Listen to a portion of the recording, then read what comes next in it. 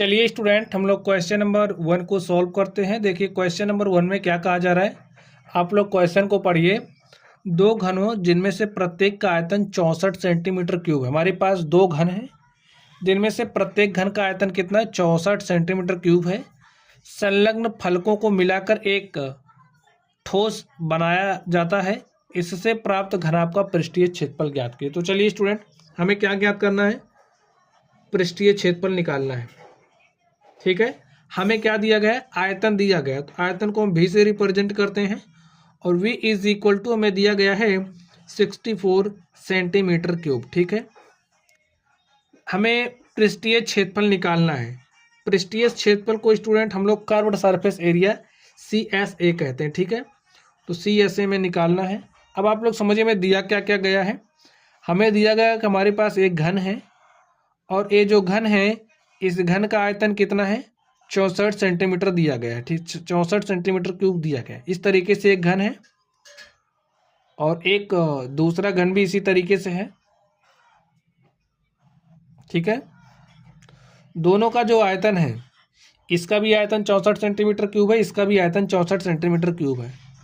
तो स्टूडेंट आपको पता होगा कि जो घन का आयतन होता है वो क्या होता है, यहीं पर समझा दें। हम जब घन के आयतन की बात करते हैं तो घन के आयतन का फॉर्मूला क्या होता है, भुजा का क्यूब। ठीक है, भुजा का क्यूब, यही फॉर्मूला होता है। अब देखिए घन का आयतन हमें दिया गया, कितना दिया, 64, और यहाँ पर हमारे पास है भुजा का क्यूब। तो यहाँ से हम भुजा निकाल सकते हैं। देखिए भुजा क्या हो जाएगी, भुजा हमारा हो जाएगा 64 की पावर 1/3, यानी कि इसका आपको घनमूल निकालना है। चलिए क्या लिख सकते हो, 64 को 4 की पावर 3, यहाँ पर 1/3। अब आपको एक रूल पता होगा, या तो आप लोग इसका डायरेक्टली घनमूल निकाल लीजिए, या तो जो घातांकों का नियम होता है घातांकों का नियम अप्लाई कर दीजिए। देखिए जैसे अगर हमारे पास a की पावर m और की पावर n इस तरीके से है तो हमारा क्या होता है, घातों का मल्टीप्लाई हो जाता है, a की पावर mn हमें प्राप्त होता है। तो इसी तरीके से यहाँ पर क्या हो जाएगा, 4 3 गुणे 1/3, 1/3 से 1/3 कैंसिल, हमारे पास क्या आ जाएगा, 4 की पावर 1, और 4 की पावर 1 का मतलब क्या होता है, 4। तो यहाँ से जो हमारे पास भुजा है, भुजा की लंबाई क्या आ गई, 4 सेंटीमीटर। ठीक स्टूडेंट, अब ये जो एक हमारा घन है, घन की एक भुजा की लंबाई आ गई है 4 सेंटीमीटर। इतनी बात आप लोग समझ गए होंगे।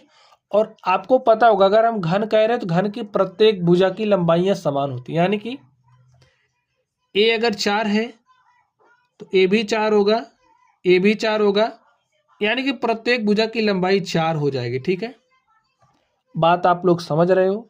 चलिए ठीक इसी प्रकार यहाँ पे प्रत्येक भुजा की लंबाई 4 सेंटीमीटर हो जाएगी। तो देखिए हमने भुजा निकाल लिया है, घन के भुजा की लंबाई क्या आ गई, भुजा की लंबाई बराबर 4 सेंटीमीटर। इतनी बात समझ गए। चलिए आगे अब आप ध्यान से देखिए।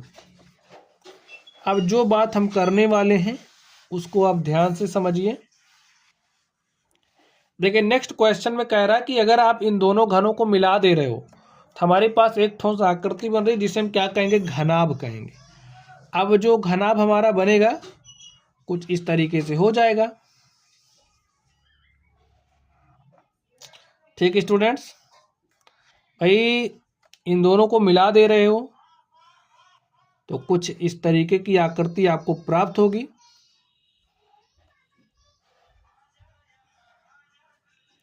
ठीक स्टूडेंट्स,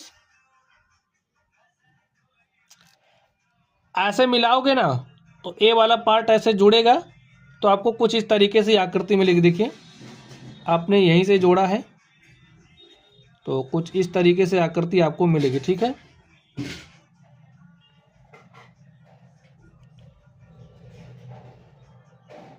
ऐसे आकृति मिलेगी। अब देखिए ए इतना कितना है, 4 है, समझना यही है। देखिए इतना 4 था, इतना 4 है, अब ए क्या हो गया, 8 हो गया। 8 कैसे हुआ समझ गए ना भाई। ए इतना 4 है देखिए, और मिला रहे हो ए साइड इसमें जोड़ेगी तो ए 4 है, ए 4 है, दोनों मिलकर के 8, तो ए इतना पूरा क्या हो जाएगा 8। अब ध्यान से देखिए ए भी कितना है 4 है। अब हमें सी ऐसे निकालना है, कर्व्ड सरफेस एरिया आपका क्यूबॉइड, यानी कि जो हमारे घनाभ है, घनाभ का कर्व्ड सरफेस एरिया निकालना है। आकृति घनाभ की बनी ना, इसी का कर्व्ड सरफेस एरिया निकालना है। तो लिखिए CSA। अब आप लोग बात समझ जाइए, अगर हमारे पास कोई भी घनाभ है तो घनाभ का जो पृष्ठीय क्षेत्रफल होता है उसके लिए फॉर्मूला होता है ट्वाइस टाइम्स ऑफ LB, यानी कि लंबाई गुणे में चौड़ाई, 2LB twice times of LB plus BH plus HL। अब देखिए लंबाई क्या है, L का मान 8 है, B यानी कि चौड़ाई, B का मान 4 है, और H यानी कि ऊंचाई, ऊंचाई का मान 4 है। यहीं से आप मान रख दीजिए, 2 लिखिए।